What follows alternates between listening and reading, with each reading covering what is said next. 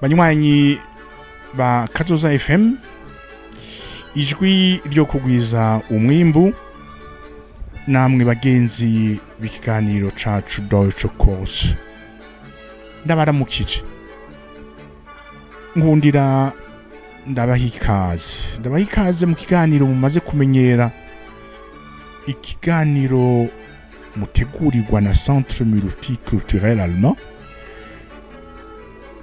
ikigo kiri muri kaminuza y'u Burundi, akaba ari jewe Paul ndayihereje ndakibashikiriza. Ni mubuze kaze muri isanze, tubandanye dufashanya mu ntumbero y'ukurondera kumenya ingene bavuga neza, ingene bandika neza, n'ingene bumva ururimi rwitwa ikidagi. Iporogaramu y'uno munsi iza kwisunga une structure grammaticale novuga ikomeye cyane, une structure ihambaye cyane, une structure grammaticale uyifasha ukwirisa nigoye, mugabo mu by'ukuri nta kintu kigoye na kimwe kirimwo, no kubimenya ukabiraba ukabifata ukagerageza kumva exactement dont il est question. Nagira ngo ngaha ntange intererano yanje. Iyo structure grammaticale mvuga ihambaye cyane mu rurimi rw'ikidagi, ugomba kurwandika, kurwumva canke ugomba gusoma bitakugoye, n'ikintu bise Kasus. N'ikintu nise Kasus im Deutschen. La structure grammaticale Kasus icarico, ingenisa, ingeni ikoreshwa mu rurimi turiko turagerageza kwiga mu kidagi. Rero iyi Kasus rero, kugira ngo ushobore kwitegera bitagoranye cyane, reka twibukanye quelques fondamentaux, quelques principes, quelques données de base zoshobora kudutuma koko dukurikirana iki cigwa à l'aise. Nta kuntu iki kintu twokivuga gutya tutagisituwe sur le plan de la grammaire allemande en général. Kasus, kumbure umuntu ashobora kwibaza mbe icyo coco bagishize gute mu kidagi. Twahora twumva ngo verbe, twahora twumva ngo preposition, none ko baduhaye ikindi citwa ukundi, oya humura. Kasus kirakoreshwa koko mu kidagi, kandi c'est un mot d'emprunt. C'est un mot étranger qui a été emprunté du latin. Kasus. Mugabo, dans presque toutes les littératures de la grammaire, on parle de Kasus. Tugiye rero kugerageza kumva neza ico arico. Mugabo twumvikane, twibukanye, Kasus ikora ku majambo amwe, ikora ku majambo amwe atari amajambo yose. Mbe ndiko ndavuga amajambo numva iki, ko faut-il comprendre par là. Ibuke ingene ururimi rw'ikidagi baruciyemwo imirwi, barafata tous les mots constitutifs de cette langue, bafatiye ku kintu uciswe grammatische Aufgabe, grammatische Funktion, bagiye barabicamwo imirwi. iyo mirwi nayo murayibuka, ni imirwi 8 nivyo bita Wortarten.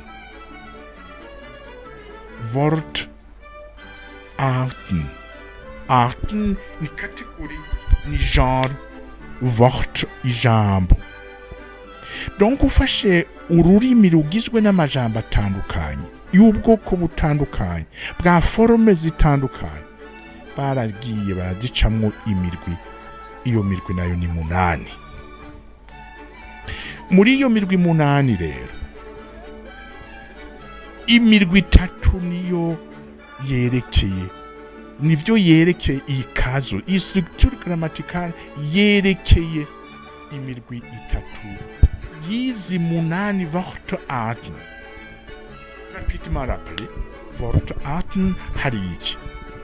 Hari article, iyo nayo irarabwa n'iki kintu ciswe Kasus. Article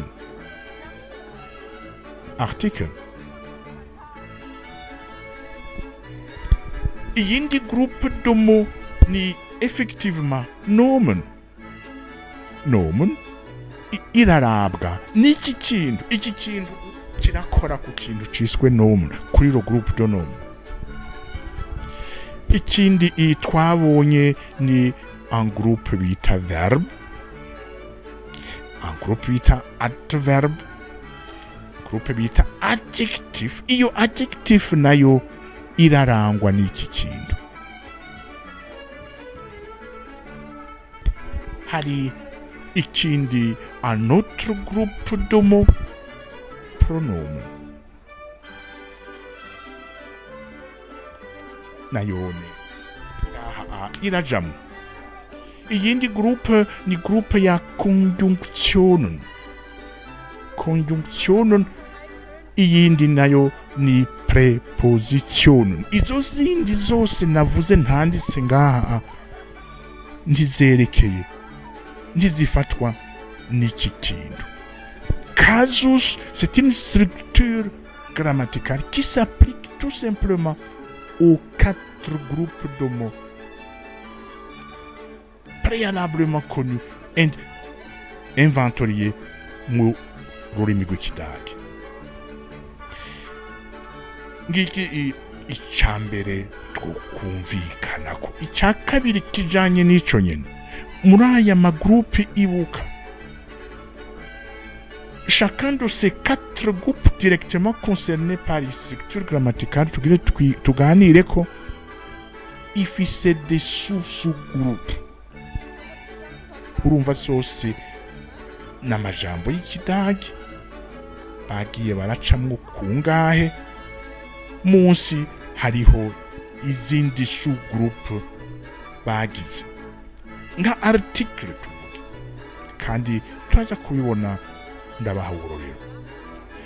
Le groupe ou sous-groupe ya article irimo ivyo bita indefinita article canke unbestimmte article.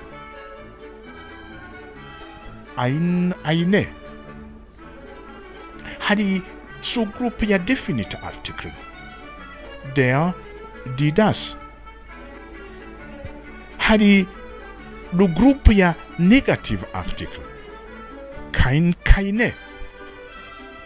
Hari groupe ya possessive article, mein, meine, dein, deine, sein, seine, ihr, n'ibindi twamaze kubona. Hari un autre sous-groupe ya demonstrative pronomen. N'iyindi rero groupe sous-groupe yitwa interrogative pronomen. Murabona ko même à son niveau hariho des sous-groupes. Nomen, ikintu nyamukuru twobwirizwa ngaha gushimikirako, kandi j'insiste beaucoup kugira ngo dushobore kumva neza le fonctionnement de cette structure grammaticale qui est Kasus. Donc, quand on dit nomen, il faut toujours s'interroger sur genus, numerus. genus ni iki? Nimwe mpejeje kuvuga der, die, das. Ikidagi murazi ko kigira 3 genres. Hari des noms masculins, des noms féminins, hakaba des noms qui ne sont ni masculins ni féminins, qu'on appelle neutrum, chanki neutral. Il est extrêmement important yuko ubimenya kuko niyo twabona ikintu cyane numerus utavyitondeye birashobora kumbure kukurambira bikagorana. Numerus, le nomen ishobora kuba ari kimwe, umwana ishobora kuba ari benshi, babiri, batatu, n'abandi barenga, plural. La forme ya nomen au singulier et sa forme pendante correspondante au pluriel. Ibuka ngaha twarabibonye nuko hari amakategori ashika 8-9 comment les noms forment leur pluriel. Mugabo ikintu zose zifatira ko nuko ziforma le pluriel, la forme du pluriel en se basant sur la forme du singulier. Et à cette forme du singulier, on ajoute quelque chose. Ici, umlaut, là-bas, umlaut endung, endungu gusa, iki ichangi kiri. Nta règle ihari en cette matière. Bisigura iki? Ukumva un nomen donné. Posez-vous de façon spontanée et de façon quel est son genre. Mbega ni der, ni das, ni di. Mbega au pluriel, quelle est la forme de ce même mot? Bizoheza vyorohe gose dans la maîtrise y'iki kintu. Bizotorohera gose muri iki kintu. Igikurikira ni adjectif, ça l'autre sous-groupe de mots. Adjectif. Schön, hässlich, billig. Ce sont des mots qui en réalité sont toujours aux côtés d'un nomen pour en préciser une dimension de son sens. Adjectif. L'adjectif est directement concerné dans l'usage de Kasus. Et enfin, le dernier sous-groupe qui va nous concerner, le pronomen. Le pronom change aussi selon le Kasus. Le mot pronomen, il a fait ses Kasus. Pronomen, c'est quoi? Pronomen, c'est ce mot qui est à la place qui n'est pas le sien. Il est là parce qu'il doit être là. Il est là en lieu et place d'un autre nom.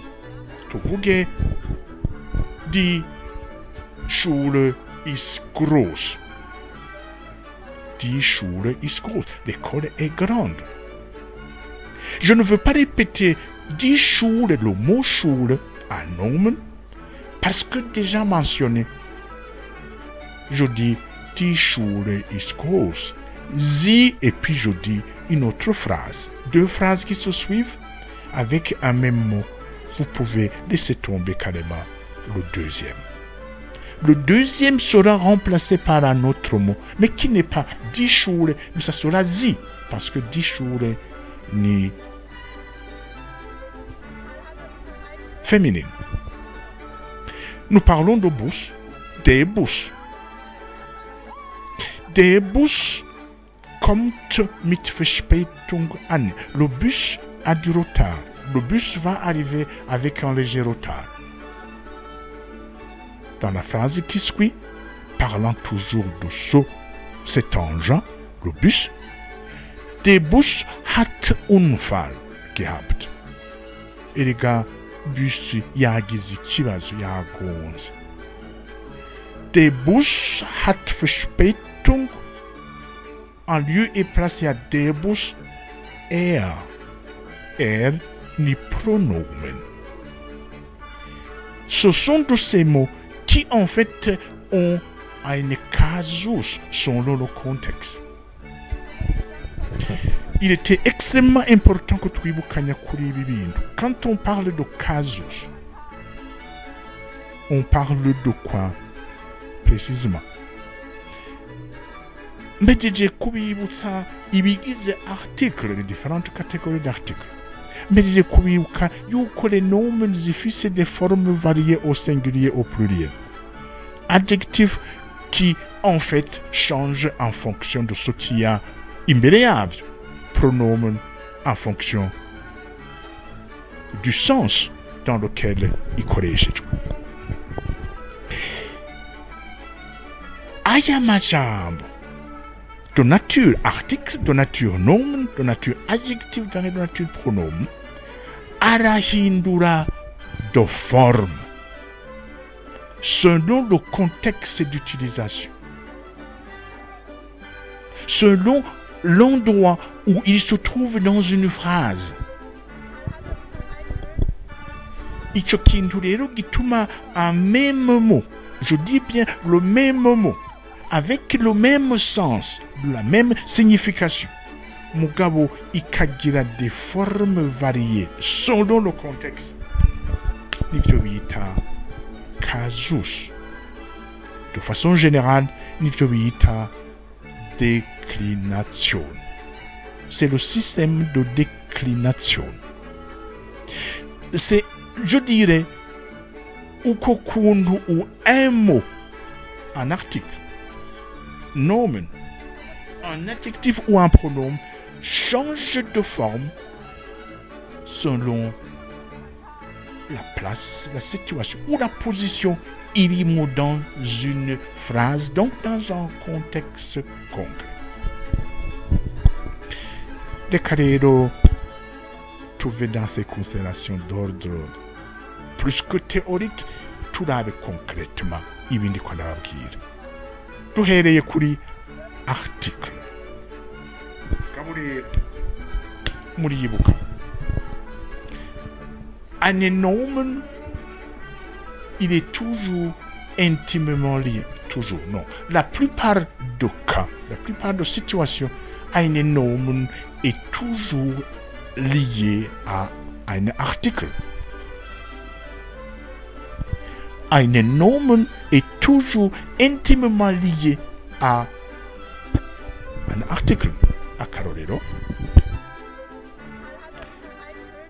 Der Mann.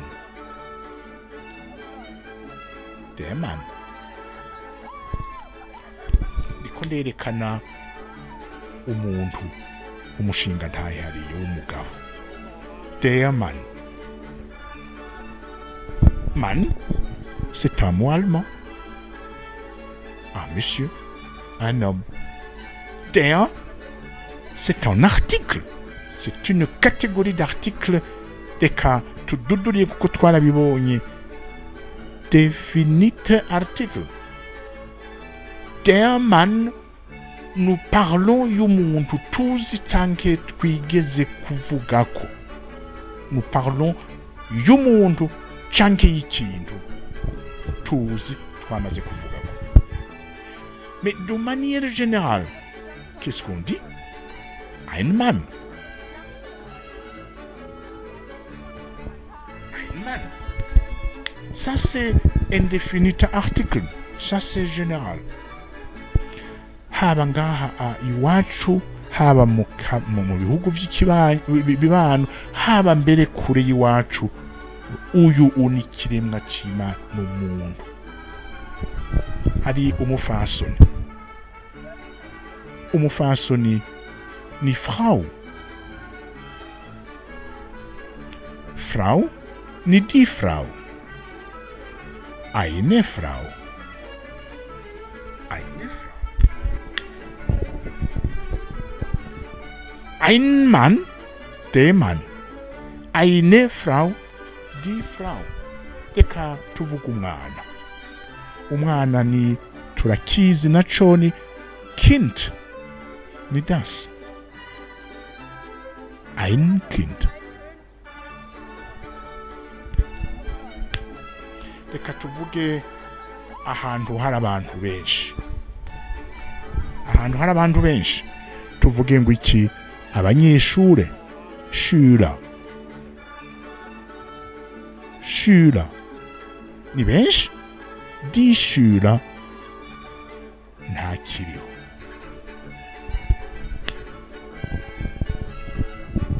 Dufatiye rimwe ibintu bibiri qui sont directement concernés. Kandi vyamana article nomen, nous allons essayer de voir finalement concrètement ico kintu ca Kasus cifashe gute niyihe Kasus.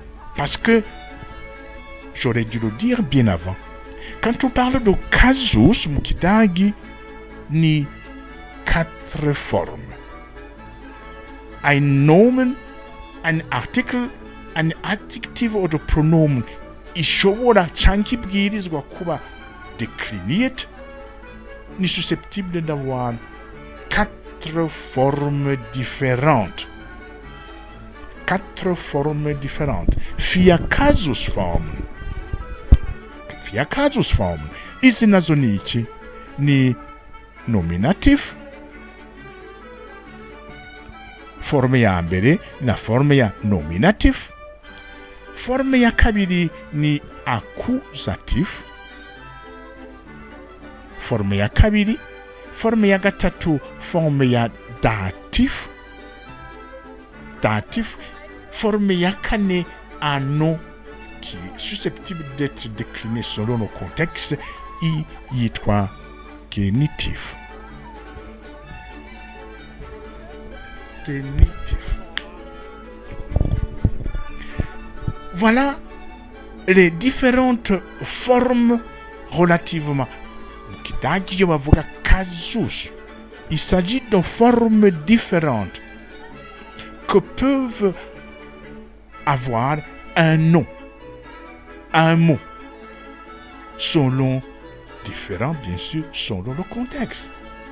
Il s'agit d'un mot, un seul et unique mot, qui signifie la même chose, mais qui revêt 4 formes, qui peut revêtir 4 formes différentes. La forme ya nominatif, forme accusatif, forme datif, na forme ya genitif. Aha umuntu yoca yibaza buno nyene. Bishoboka gute? Biva gute? Bivana précisément dans le contexte. Le contexte. Le contexte forge la forme et donne forme soit nominatif, soit accusatif, soit datif, soit génitif.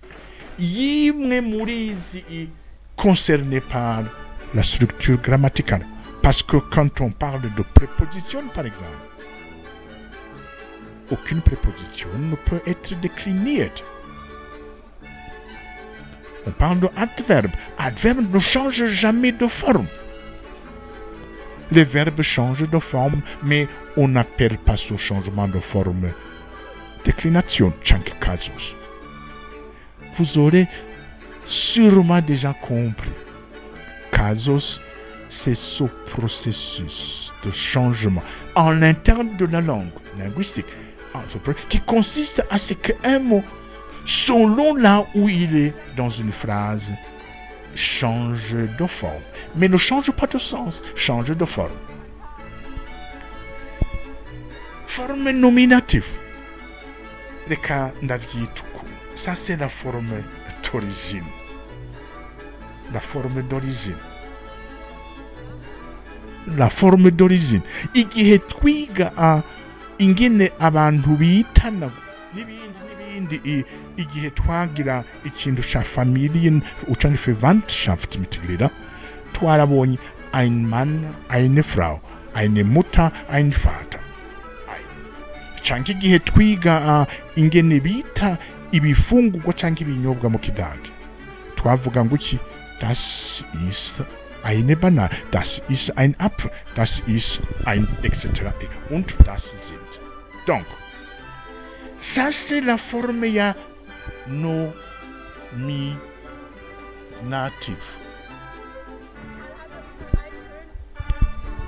Iyi forme rero uyimenyera kuki? Hariho ibintu unyamukuru bitatu qui influent sur le processus, le phénomène de changement de forme. Mubimenye, mubifate.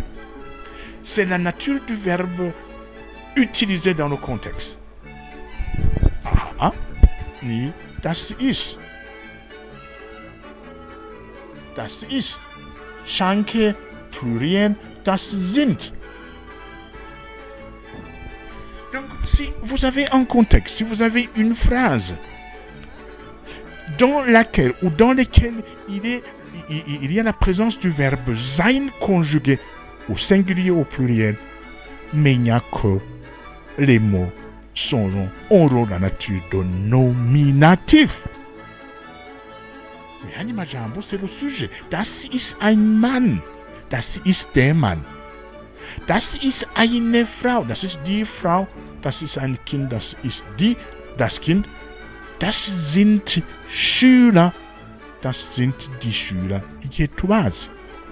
Donc, la présence du verbe conjugué être dans un contexte, c'est une indication qui ne peut pas vous tromper ou vous dérouter. Nominatif. Donc, nominatif ni sujet. Ein Mann, der Mann. Das ist ein Mann, das ist der Mann. Vous avez ibintu qui influe sur ce phénomène. Ituma en fait les mots ni la nature du verbe ngaha sein nominatif. Babahe izindi verbe zibiri zishobora kubafasha kuidentifia la forme ya Kasus. Nominatif. La forme ya nominatif. Kasus nominatif ni le verbe sein. Chanke le verbe werden qui est aussi un verbe auxiliaire ou le verbe bleiben. Wir bleiben Freunde. Wir bleiben nahbar. Wir bleiben nahbar. Ich bleibe dein Freund. Ich bleibe dein Lehrer. Donc, rien que ces trois verbes comme exemple, kandi nibaza ko atari nyinshi. Le verbe sein, le verbe werden, bleiben, entre autres, ne peuvent en aucun cas être trouvés ou utilisés dans un autre contexte que le cas social nominatif. Kasus ikurikira accusatif. Mugabo ndabona ku mwanya usa n'uriko uradusiga, uriko usa n'utuzimba, reka nsabe tubiraze mugabo ndabibutsa yuko twatanguye ikigwa gihambaye gishobora gusa n'ikigoye mugabo mu by'ukuri ucumvise ubura amahoro pour le reste dans la maîtrise de l'allemand. Nikindu kijanye na Kasus kuko nico novuga niko rurimi uyu munsi rusigaye où on parle encore y'ibi vya Kasus uko ari zine: nominatif, accusatif, datif na genitif. Reka rero tuzobigaruka ko kundwiza nababwiye niyo twavyumva no munsi bizotworohera gose kumva la suite. Reka ndabakengurukiye gose ko mwabanye nanje, ndababwira nti naho utaha, naho pour la semaine prochaine, Imana ibazigame.